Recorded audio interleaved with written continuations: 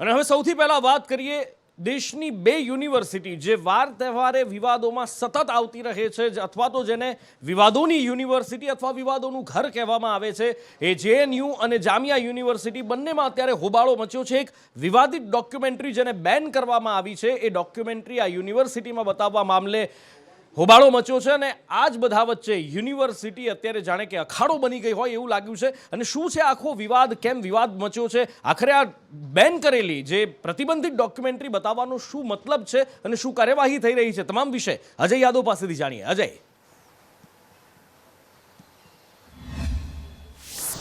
देखिए, निश्चित तौर पर नुपुर प्रधानमंत्री नरेंद्र मोदी के ऊपर बीबीसी की तरफ से एक 58 मिनट की डॉक्यूमेंट्री बनाई गई है, जिसको भारत सरकार और खास करके भारत में रहने वाले लोग इसे प्रोपेगेंडा, बीबीसी का प्रोपेगेंडा कह रहे हैं और कह रहे हैं कि प्रधानमंत्री नरेंद्र मोदी की कहीं न कहीं इमेज ढीमूल करने की कोशिश की जा रही है। वहीं पर एक पक्ष ये है कि जिसका कहना है कि अगर डॉक्यूमेंट्री बनी है तो सभी को देखने का अधिकार है और इसको लेकर के तमाम सारे यूनिवर्सिटी में इस डॉक्यूमेंट्री की स्क्रीनिंग को लेकर के तमाम सारे प्रोग्राम किए जा रहे हैं।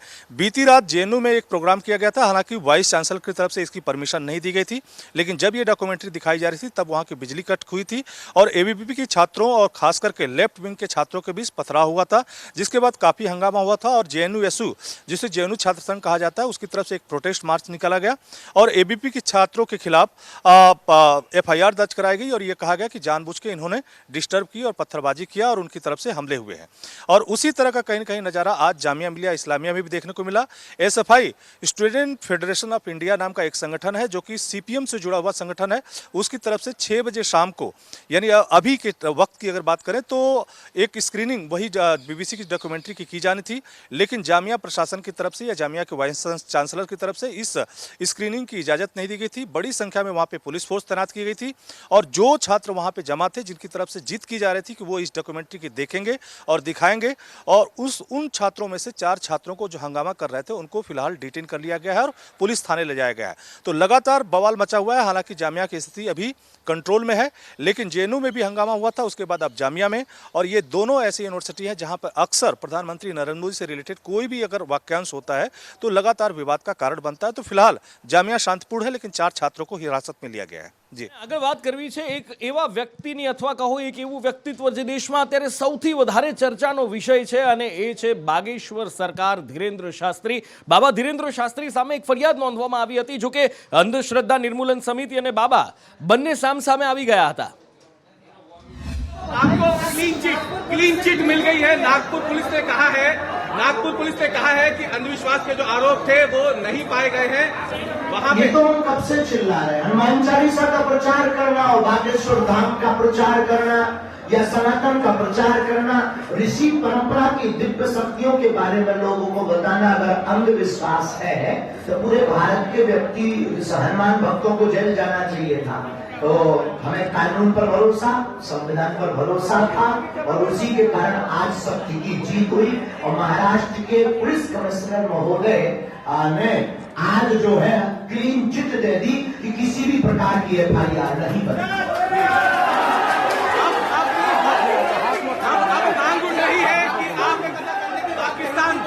पाकिस्तान में जाकर विनोद था, लेकिन अगर वो हमें बुलाते हैं तो हमें कोई बुराई नहीं है। हम क्या पाकिस्तान में क्या आपकी अगर टीवी मर्दान एक्सप्रेस अगर कहें या आपके ऊपर के चैनल अगर हमको कहें तो हम तो चांद पे भी तुम्हारे साथ चल देंगे कथा करने। गुरुजी, पाकिस्तान में कथा करने जाएंगे क्या? कौन? और कौन? हम किस जाकर नहीं, जो भी महापुरुष हो हमें तो पता नहीं, अगर वो विरोध कर रहे हैं हमारा तो सेम टू महाराज जी, नागपुर के एपिसोड के बाद अब आप अपने आप को कहाँ पाते हैं? हम कुछ भी नहीं, कल जो थे देखो, कल भी इतना ही भक्तों का समुदाय था, आज भी इतना ही है। कल धीरेन्द्र कृष्ण के धीरेन्द्र कृष्ण थे, आज धीरेन्द्र कृष्ण के धीरेन्द्र कृष्ण है। न कल ईश्वर थे न आज ईश्वर है, और सब जगह से प्रमाण पत्र मिलने के बाद भी हम ये नहीं कहते कि हमारे पास कुछ है, पर कुछ ना कुछ है, वो बागेश्वर बालाजी की कृपा है। आपके गुरु जी हैं, स्वामी भद्राचार्य जी आपके गुरु हैं, उन्होंने एक मांग की है, प्रतिज्ञा की है कि जब तक राजधानी भोपाल का नाम भोजपाल नहीं होगा वो दोबारा भोपाल नहीं आएंगे। पूज्यपाद गुरुदेव भगवान के संकल्प, जगत गुरु भगवान तुलसी पीठाधीश्वर हमारे दीक्षा गुरुदेव भगवान के संकल्प हमेशा से अनोखे और अद्वितीय है और हमारे भारत के लोगों के लिए वो वरदान है और निश्चित रूप से उन्होंने प्राचीनता के लिए मांग की है, क्योंकि भोपाल का नाम जो आपने बताया भोजपाल नगर नहीं था, तो इसलिए किया जाना चाहिए। हम पूर्ण रूप से ये एक मध्य प्रदेश के नागरिक होने के नाते सरकार से निवेदन करते हैं। गुरुजी, आपका एक वीडियो वायरल हो रहा है जिसमें आप जंगल में एक पहलवान को पछाड़ रहे हैं, कब का वीडियो कहाँ का है? अरे भाई, हमारे तो कभी लड़ाई कुश्ती की है, आप ही का है? अच्छा, हमारा नहीं हो सकता, हम नहीं कर रहे साहब, हमारा नहीं हो सकता, हम दंगल ऐसा वाला करते हैं। अपने शिष्य से कहूंगा कि भाषा और परिभाषा का थोड़ा गरिमा रखें। बिल्कुल, देखो हम जोश में कुछ बातें हमारी એટલે નાગપુર પોલીસે ક્લીન ચીટ આપી દીધી છે અને બાબાનો કોન્ફિડન્સ લેવલ બિલકુલ અલગ દેખાઈ રહ્યો છે. પાકિસ્તાનમાં જઈને પણ કથા કરીશ એમ કહી રહ્યા છે બાબા. પણ જો કે ન માત્ર પોલીસ તરફથી એમને ક્લીન ચીટ મળી છે, સાધુ સંતોનો પણ સાથ સહકાર તેમની સાથે છે, સાધુ સંતોનું પણ સમર્થન મળેલું છે. અંકિત પાસેથી એ બાબતે વિગતો જાણીએ. બિલકુલ નુપુર, અને આ જે મામલો જે છે તેમાં ધીરેન્દ્ર શાસ્ત્રીને ક્લીન ચીટ નાગપુર પોલીસ તરફથી આપી દેવામાં આવી છે અને શ્યામ માનવ જે મહારાષ્ટ્ર અંધશ્રદ્ધા નિર્મૂલન સમિતિના જે વ્યક્તિ છે જેમને આ ફરિયાદ કરી હતી તેમને પણ લેખિતમાં જવાબ નાગપુર પોલીસે આપી દીધો છે કે આ સમગ્ર મામલાને લઈને કોઈ જ અંધશ્રદ્ધા ફેલાવતા નથી, ધીરેન્દ્ર શાસ્ત્રી તેવું દેખાતા નથી, તે લિખિતમાં જવાબ પણ આપી દેવામાં આવ્યો છે. અને સાથે જ આ જે ક્લીન ચીટ મળી તેના પહેલાં એવું સામે આવ્યું હતું કે મિશ્ર પ્રતિસાદ આ સમગ્ર મામલાને લઈને જોવા મળતો હતો કે ધીરેન્દ્ર શાસ્ત્રીને ઘણા લોકો સપોર્ટ કરતા હતા, ઘણા લોકો સપોર્ટ નહોતા કરતા, પરંતુ હવે આ સમગ્ર મામલામાં તેમના જે સપોર્ટર્સ છે તે વધુ જોવા મળી રહ્યા છે. સાધુ સંતો મોટી સંખ્યામાં તેમના સપોર્ટમાં આવી રહેલા હોવાનો અત્યારે સામે આવી રહ્યું છે. એક સંમેલન પણ મળી રહ્યું છે તેમના સમર્થનમાં કે ધીરેન્દ્ર શાસ્ત્રી એવી કોઈ અંધશ્રદ્ધા નથી ફેલાવતા અને કદાચ નાગપુર પોલીસ દ્વારા જે ક્લીન ચીટ આપવામાં આવી છે તે મામલે હવે ખુશીનો માહોલ પણ આ તમામ જે સંમેલન છે, સંમેલનમાં આવેલ સાધુ સંતો છે તેમનામાં જોવા મળી રહ્યો છે.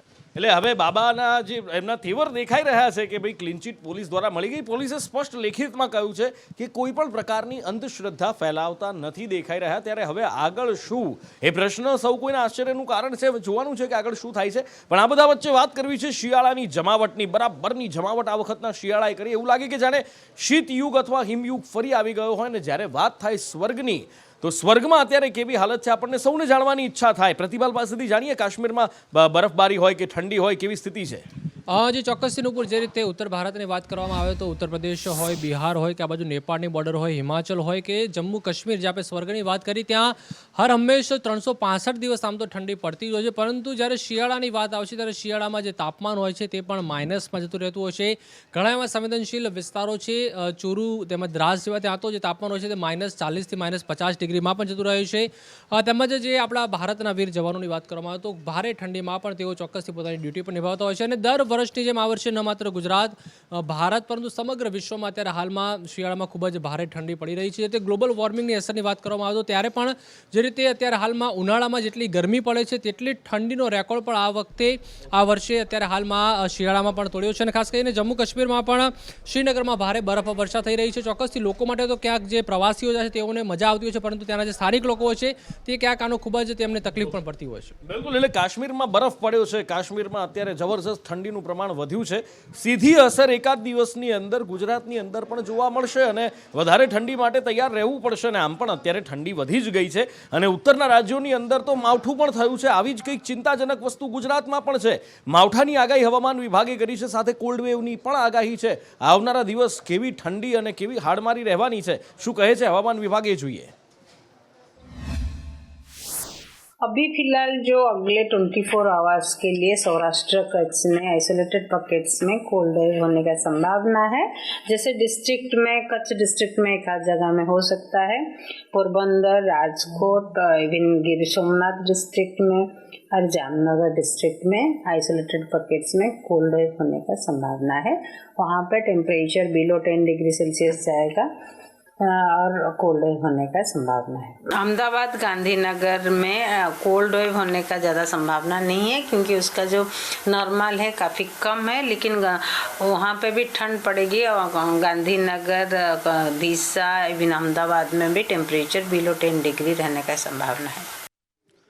એટલે આવનારો સમય ખેડૂતો માટે ખરાબ થવાનો છે. હા, શહેરમાં વસતા લોકોને કદાચ હિલ સ્ટેશન પર રહેતા હોય કે કુલ્લુ મનાલી ફરવા જવાનો ખર્ચો બચી ગયો એવું લાગે કે અહીંયા બેઠા હિલ સ્ટેશનની મજા મળી જાય, પણ ખેડૂતોની ચિંતા વધવાની છે. અને બનાસકાંઠાનું તંત્ર આગાહીને લઈને એક્શનમાં આવ્યું છે. શું તૈયારીઓ તકેદારીઓ માટેની સૂચના અપાઈ છે? શું એક્શન લેવામાં આવ્યા છે? જિજ્ઞાસા પાસેથી જાણીએ. બિલકુલ નુપુર, અત્યાર સુધી ખેડૂતોમાં એક ખુશીનો માહોલ હતો, કારણ કે રવિ સિઝન માટે જે જરૂરી વાતાવરણ જોઈએ એ પ્રમાણેની ઠંડી અત્યાર સુધી નોંધાઈ છે. પરંતુ વધુ એક વખત ધરતીપુત્રોને ચિંતા સતાવશે એવા સમાચાર સામે આવી રહ્યા છે, કેમ કે વરસાદની આગાહી વ્યક્ત કરવામાં આવી છે. વેસ્ટર્ન ડિસ્ટર્બન્સની અસરના કારણે ઉત્તર ભારતના મોટાભાગના રાજ્યોમાં તો કમોસમી વરસાદની આગાહી છે જ, પરંતુ રાજ્યની વાત કરીએ તો માત્ર ઉત્તર ગુજરાત અને એમાં પણ જ્યારે બનાસકાંઠામાં કમોસમી માવઠાની આગાહી વ્યક્ત કરવામાં આવી છે. અને ખાસ કરીને 28મી જાન્યુઆરીએ વરસાદ પડી શકે છે. બનાસકાંઠા જિલ્લાના પાલનપુર, ડીસા, ધાનેરા સહિતના તમામ પંથકો છે ત્યાં વરસાદની આગાહી વ્યક્ત કરવામાં આવી છે, જેના કારણે ડિઝાસ્ટર વિભાગ દ્વારા પણ બાગાયતી, ખેતીવાડી તમામ વિભાગોને પણ એલર્ટ રહેવા માટે સૂચના આપી છે. માર્કેટ યાર્ડમાં પણ જેટલો માલ છે એ પલળી ન જાય એ માટેની અત્યારે આગોતરી વ્યવસ્થા કરવા માટેની પણ સૂચના આપવામાં આવી છે. એટલે માર્કેટ યાર્ડની અંદર હવે જોવાનું છે કે કેવી વ્યવસ્થા કરવામાં આવે છે, તંત્રની સૂચનાને માનવામાં આવે છે. કારણ કે મોસ્ટલી જોવા મળે છે કે જ્યારે માવઠું થતું હોય, પાક ખુલ્લામાં પડ્યો હોય, જણસ ખુલ્લામાં પડી હોય, પલળી જાય, નુકસાન થઈ જાય વગેરે વગેરે વગેરે. હવે જોવાનું એ છે કે કેટલી તકેદારી રાખવામાં આવે છે. પણ આ બધા વચ્ચે આગળ વાત કરવી છે પાડોશી દેશની, જે ભિખારી થઈ ગયો છે અને દરની ઠોકરો એના પીએમ કટોરો લઈને ખાઈ રહ્યા છે, પણ કોઈ એના કટોરામાં ભીખ આપવા તૈયાર નથી. ત્યારે હવે પૈસા બચાવવા માટે પાકિસ્તાનમાં કેવા ગતકડા થાય છે, ધવલ પાસે જાણીએ.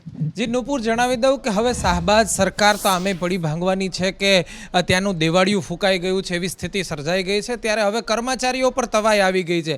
ત્યાંના તમામ સરકારી કર્મચારીઓ, વાત થઈ રહી છે પાકિસ્તાનના તમામ સરકારી કર્મચારીઓનો 10% પગાર કપાવવાની સરકારે જાહેરાત કરી દીધી છે.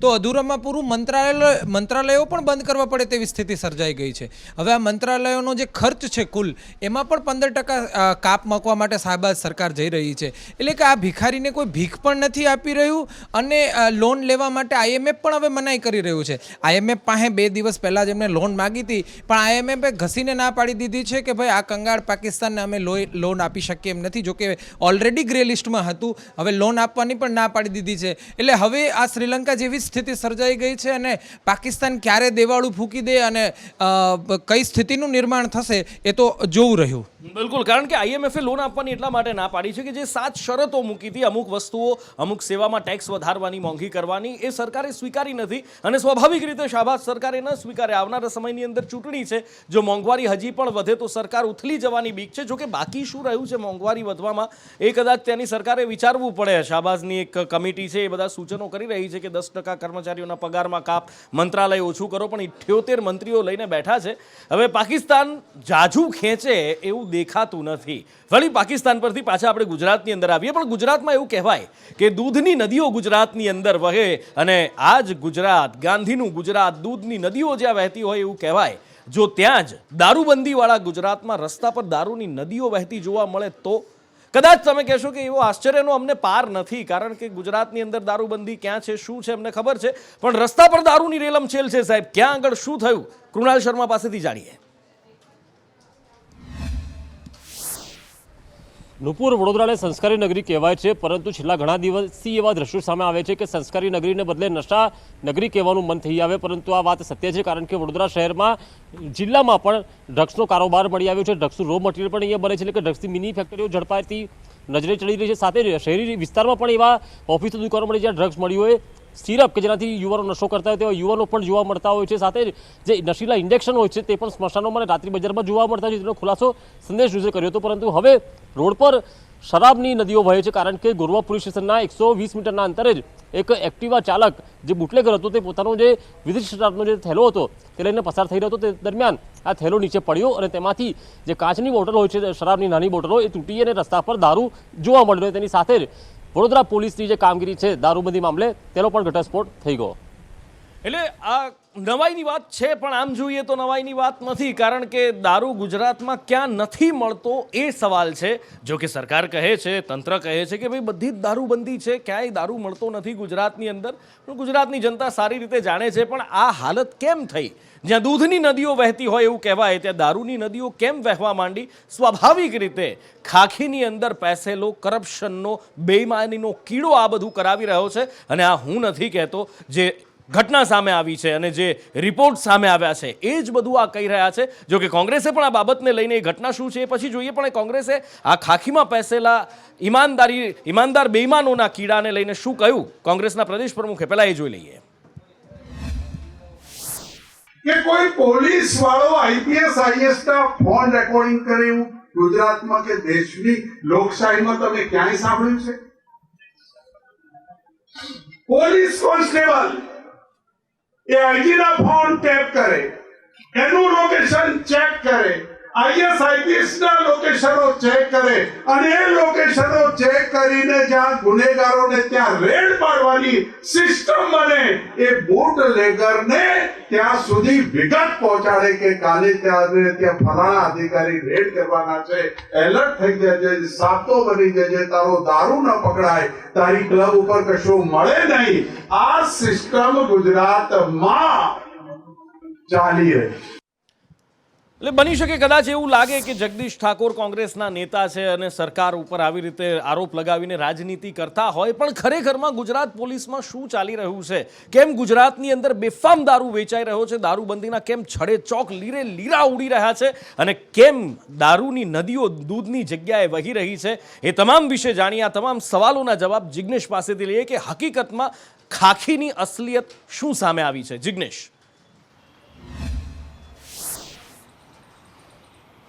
નુપુર, સ્વાભાવિક છે કે ગુજરાતના અંદર દારૂ બંધ મળવો અને તેને રોકવો તે બંને જવાબદારી પોલીસના ખભે જાય છે. સ્વાભાવિક રીતે પોલીસ દારૂના કેસો કરતી હોય છે, પણ દારૂ ગુજરાતમાં લોકોના ઘર સુધી કે લોકોના હાથ સુધી પહોંચે છે તેની પાછળનું જવાબદાર પણ પોલીસ જ છે. અને તેમાં પણ પોલીસ વિભાગમાં રહેલો ભ્રષ્ટાચાર એટલા હદે વધ્યો છે કે હવે બુટલેગરો પોલીસને રૂપિયા આપે છે, ફાઇનાન્સ કરે છે, માત્ર લોકેશન કઢાવવાના. ચક્કો અને બોબડો આ બે એવા બુટલેગર છે કે જે છેલ્લા અઠવાડિયાથી કદાચ સામાન્ય માણસ જે દારૂ નથી પીતો તે પણ ઓળખતું હશે અથવા તો તેનું નામ સાંભળ્યું હશે, કારણ કે આ બંને બુટલેગરોએ પોલીસને 1-1 લાખ રૂપિયા આપ્યા હતા વિજિલન્સની ટીમના લોકેશન કઢાવવા માટેના. અને આ તો દર મહિનાના હપ્તા હતા. કેટલા સમયથી આખું રેકેટ ચાલતું હતું તે મામલે હવે ભરૂચના ઉચ્ચ પોલીસ અધિકારીઓ તપાસ કરી રહ્યા છે. પરંતુ આ જ્યારથી કાંડ સામે આવ્યો છે, એટલે કે ભરૂચના ટેકનિકલ સેલના જે કર્મચારીઓ વિજિલન્સની ટીમના જે લોકેશન કઢાવતા હતા અને ત્યારબાદ આખો મામલો સામે આવ્યો છે. પરંતુ આ જે કહી શકાય કે આપે જેમ કહ્યું કે ગુજરાતના અંદર દૂધની નદીઓ વહેતી હતી અને હવે દારૂની નદીઓ વહેવા લાગી છે, તેના પાછળનું કારણ પણ ખાખીમાં રહેલો એટલે કે પોલીસ વિભાગમાં રહેલો ભ્રષ્ટાચાર જ છે. જે ભ્રષ્ટાચાર થકી બુટલેગરો પોતાના ધાર્યા કામ પોલીસના ખભે બંદૂક રાખી અને કરાવતા જોવા મળી રહ્યા છે. એટલા માટે જ વારંવાર જોવા મળે છે કે બુટલેગરે પોલીસ કર્મીઓ ઉપર હુમલો કર્યો, પોલીસ અધિકારીઓ ઉપર હુમલો કર્યો, ગાડી ચડાવવાનો પ્રયત્ન કર્યો, જાનથી મારી નાખવાનો પ્રયત્ન કર્યો. આ હિંમત કોણે આપી બુટલેગરોને? સ્વાભાવિક રીતે મારે જવાબ આપવાની જરૂર નથી. આ ઘટનાઓ બધું જ કહી દે છે ને ગુજરાતની જનતા પણ સમજદાર છે. પણ આગળ વાત કરવી છે ભગવાનની ભક્તિના ધામની, કે જ્યાં આગળ ભક્તિમય માહોલ હોય, ભગવાનની ભક્તિ કરવાની હોય, બીજી કોઈ ત્રીજી કોઈ વાત હોઈ ના શકે. પણ તેમ છતાં પણ જો ભગવાનના ભાગ પાડવાની વાત આવે અથવા તો પછી ત્યાં આગળ ભગવાનની ભક્તિની જગ્યાએ જો ધનને લઈને વિવાદ થતો હોય તો શું, ક્યાં શું ઘટના બની છે જાણીએ કશ્યપ પાસેથી. કશ્યપ. વડનગર ખાતે 1952થી રજીસ્ટર થયેલું જે હાટકેશ્વર મહાદેવ મંદિર છે અને હવે તેનો વિવાદ છે તે સામે આવ્યો છે, જેમાં ટ્રસ્ટીઓ અને પૂજારીઓ છે તે અંદરો અંદર વહીવટને લઈ અને બાખડ્યા હોવાની વાત છે તે સામે આવી રહી છે. અને આ મામલે જે ઉપપ્રમુખ છે નગરપાલિકાના તેનું કહેવું છે કે આ મંદિર છે તેનો વહીવટ સરકારે તેના હસ્તક લઈ લેવો જોઈએ. બીજી તરફ ટ્રસ્ટીઓ છે તે કહી રહ્યા છે કે તેનું રેગ્યુલર ઓડિટ કરવામાં આવે છે. 1952થી આ ટ્રસ્ટ છે તે રજીસ્ટર છે અને તેનું રેગ્યુલર ઓડિટ થતું હોવાના કારણે અન્ય સરકારે આ મંદિરનો વહીવટ છે તે હસ્તક લેવાની કોઈ જરૂર નથી અને લેભાગુ તત્વો છે તે અહીંયા આવી જાય છે અને આ પ્રકારના નિવેદનો તેમના દ્વારા કરવામાં આવે છે. આ પ્રકારની વાત છે તે કહેવામાં આવી છે. ત્યારે હવે આ મંદિરનો વિવાદ છે તે વકરે નહીં અને વધારે ઘર્ષણ થાય નહીં તેના માટે થઈને ચુસ્ત પોલીસ બંદોબસ્ત પણ ગોઠવવામાં આવ્યો છે. જી અને આ બધા વચ્ચે મોટા સમાચાર મળી રહ્યા છે. ભારતીય જનતા પાર્ટીના નેતા ધારાસભ્ય હાર્દિક પટેલની મુશ્કેલીમાં વધારો થયો છે. પાટીદાર અનામત આંદોલન સમયે નિકોલમાં તેમની ઉપર કેસ થયો હતો અને આ ધારાસભ્ય હાર્દિક પટેલની અત્યારે મુશ્કેલી વધતી દેખાઈ રહી છે. ગ્રામ્ય કોર્ટે હાર્દિક પટેલ સામે સમન્સ ઇસ્યુ કર્યું છે. હવે કદાચ ધારાસભ્ય હાર્દિક પટેલ કહેવું વધારે યોગ્ય રહેશે. કોર્ટમાં હાજર રહેવા માટે હાર્દિક પટેલને કોર્ટનું તેડું આવ્યું છે, સમન્સ આવ્યા છે. ગ્રામ્ય કોર્ટમાં હાર્દિક પટેલ સામે ચાર્જશીટ થઈ છે. 100થી વધુ પેજની ચાર્જશીટ થઈ છે અને 10થી વધુ સાક્ષીઓનો તેમાં સમાવેશ કરવામાં આવ્યો છે. 8 ફેબ્રુઆરીએ હાર્દિક પટેલને ગ્રામ્ય કોર્ટમાં હાજર રહેવા માટે આ સમન્સ આપવામાં આવ્યું છે. વધુ વિગતો મેળવી દિવ્યા ચૌહાણ પાસેથી. દિવ્યા,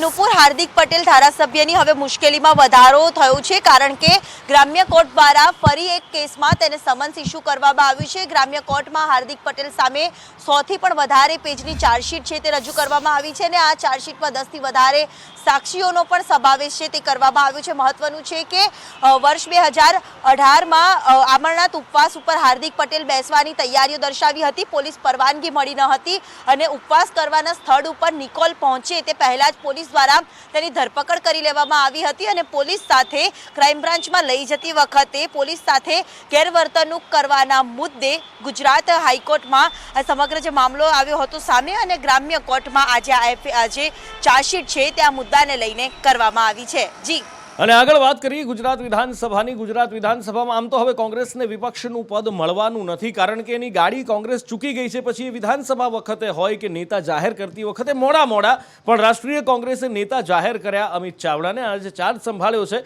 વધુ વિગતો મેળવી હિરેન રાવલ પાસેથી. હિરેન, વિધાનસભા ગૃહમાં પ્રતિપક્ષ અને સત્તાપક્ષ આ બંને પક્ષો રહેતા હોય છે અને પ્રતિપક્ષ એટલે કે સત્તા પક્ષ પછી જે સૌથી મોટી લાર્જેસ્ટ પાર્ટી હોય છે એના નેતાને નેતા વિપક્ષ તરીકેનો દરજ્જો આપવામાં આવતો હોય છે. પરંતુ આ વખતે વિધાનસભા ગૃહમાં આ પરિસ્થિતિ જોવા નહીં મળે.